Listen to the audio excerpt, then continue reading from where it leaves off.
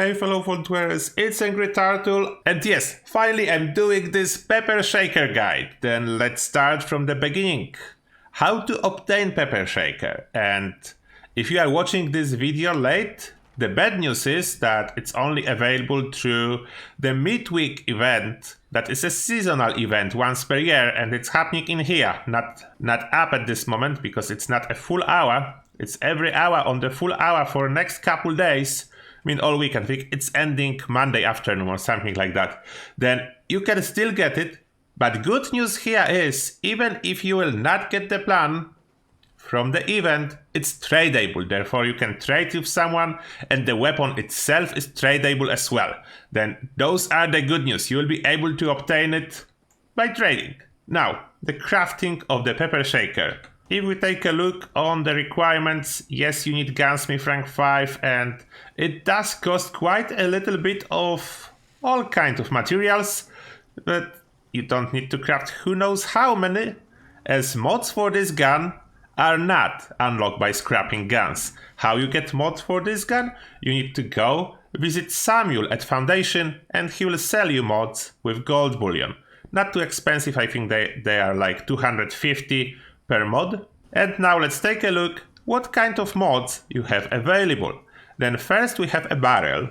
You can have standard barrel, dual, hex, and single barrel. And I will start from the bottom because problem with the single barrel, it says fires more pellets per shot, but I was testing that and it looked like those extra pellets are causing a bug, resulting in Pepper Shaker not doing any damage. Basically all the health is like rubber banding back up and you doing absolutely zero damage when it bug out. Therefore, I definitely do not recommend single barrel to be used at this moment. And yeah, all those mods are expensive.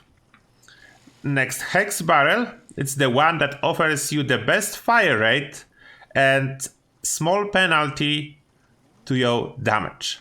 Dual barrel, not as good fire rate, but good damage. Then yeah, standard damage is 107, hex barrel is 101 in my case, and dual barrel 113. It will change depending on the perks. I will go over perks in a second. I'm on my heavy gunner build to be precise here. Now we'll go back to the barrel in a second, but let's go over the magazines. This is the important stuff. Standard magazine will result in this gun using shotgun shells. Next you have laser magazine. This will be using fusion cells and does extra energy damage. After that you have plasma magazine.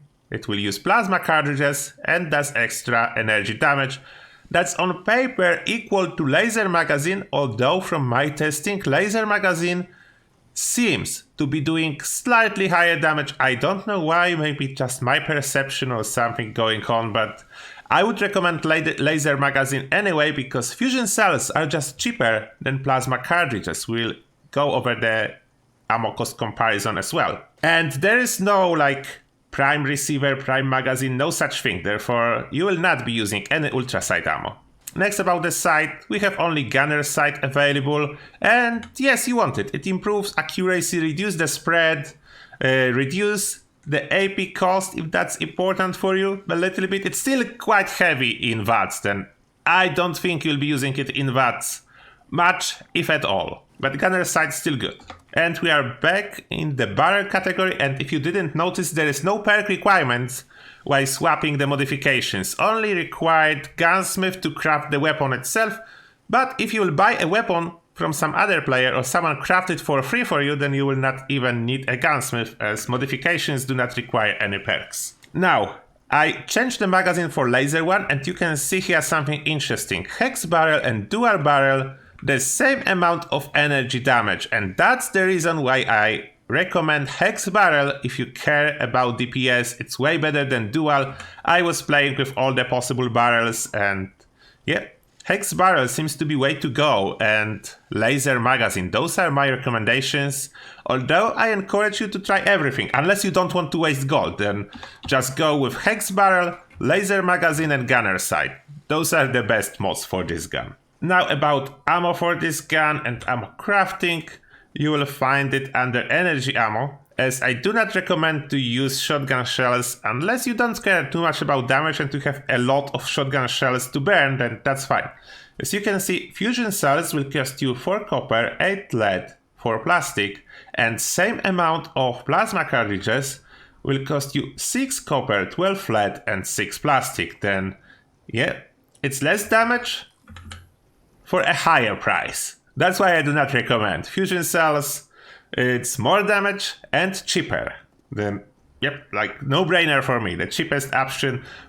And of course you can buy ammo using ammo converter, as it's regular ammo, it's not ultrasight ammo. Now, what's so special about this weapon? It's a heavy shotgun, what means it is using perks for shotguns and perks for heavy guns. I will show you examples, but first, weapon card. The fire rate, as you can see, is quite high as for a shotgun, 82, but ammo capacity is only 50, what means you will need to reload quite often compared to other heavy guns. Range is 96, what means it's medium range weapon, and because it's a shotgun, damage drop-off is 90% of the damage if you try to shoot something far away. Then yep, effectively 96 is your range that you can use this weapon with. For comparison, all other heavy guns or rifles have the damage drop-off of 50%. Then that's a huge difference, losing 90% damage versus losing 50% damage.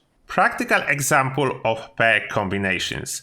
Obviously it benefits from heavy gunner perks, but as well it benefits of multiple shotgunner perks. Like you can use shotgunner perks together with heavy gunner perks to have more damage, or you can use shotgun specific perks like skid shooter to improve accuracy and reduce spread, and if you want even better spread, nothing is stopping you from using stabilized, what means in power armor you will have even tighter spread and armor penetration. Then it's definitely recommended to use this gun in power armor. And about crippling enemies, you have freedom of choice. You can run with Enforcer, or you can use one gun army. Both will work. You can use both at the same time, but that's overkill. I was testing there. Just one perk and it cripples just fine. You don't need both. Therefore, feel free to test your favorite combo. Okay, as you can see, I quickly swap in the skid shooter, the basic shotgunner perks rank 1, and let me show you this gun in action, non-legendary version, as I yet need to craft my legendary ones, but I will tell you what to look for in regards to legendary, because yeah, I was using legendary on previous PTS when it was available. Now my weapon damage with perks that you were able to see, and after dropping into the nerd rage zone, I have 140 ballistic, 24 energy damage. And of course you don't want grounded mutation with this gun. And now let me show you this gun in action, and as you already see, the accuracy is perfectly fine with all those perks equipped. Like, it's incredibly accurate as for a heavy automatic shotgun. And let me see those super mutants. They're not all level 100, but that's fine for demonstration purposes. If I would exit and re-enter, they will be level 100. And as you can see, I'm doing quite fine in damage department. There's no problem with that, and it's definitely not optimized build for damage.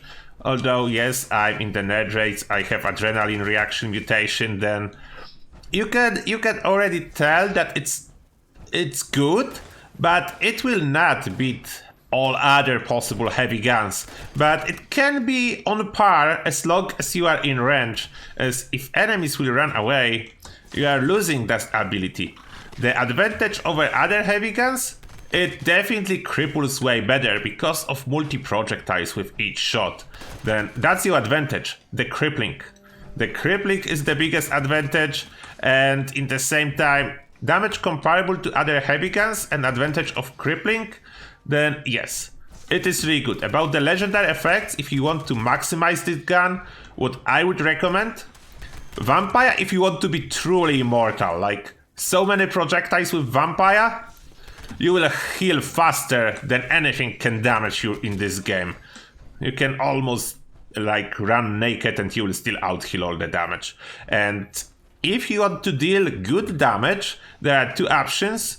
it's either anti-armor or quad. Quad is beneficial because, as you can see, the reload is not super fast. You can of course speed it up, but that costs you even more perks under strength. That strength is already the category for this gun that you will struggle with, because you need shotgunner and heavy gunner perks. Even rank 1, that's 6 points already.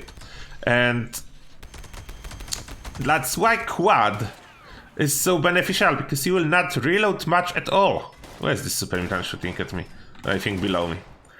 Then quad or anti-armor, that's probably the best choices for damage. Although standard and classic like Blooded or Aristocrat, it will be just slightly behind those. About the second star, the bad news here is explosive is not available, then you cannot get it. I heard from some people, but I don't know if it's true, and it's hard to confirm, that Bethesda made Oopsie and Ally quest can still drop you a explosive pepper shaker, but your odds like 1 to 1000, because first he need to actually give you pepper shaker as a reward, and then you need to roll explosive on second star, then odds are super low. If you can confirm it's true, let me know. As I don't know if it's true, but I figure I will tell you. If this gun will be explosive, due to the nature of this gun that it's doing both energy and ballistic damage, it will be incredibly powerful. Definitely more powerful than any other gun you can get in game. Not quite as powerful as Legacy, but really powerful. And I should probably craft more ammo, but anyway, I cover about everything. For the third star, oh, let's see the bash damage. Bash damage is very low as other guns. And you cannot spin the barrel if there is no ammo. There is no shredder mod like for the minigun. Unfortunately, no fun without ammo. Let's minigun this guy. Oh, last thing that I should probably mention, durability is very good. I was using this gun yesterday and today for quite a bit, and it's barely touched. It's still really good durability. And of course, for the third star, you want something like faster reload, optimally, because you reload so often, and faster reload, super beneficial. For the second star, I don't know if I said that or forgot, 25% faster fire rate is like a perfect one. You can as well go for it on the sides, but I don't like those sights. Like, I don't like to aim down the sight with short to medium range weapons, therefore I would go definitely for faster fire rate. And if you still have any question in regards to this gun, let me know. We'll try to figure it out. No worries. And now, as always, thank you a lot for watching, and see you guys in the next one.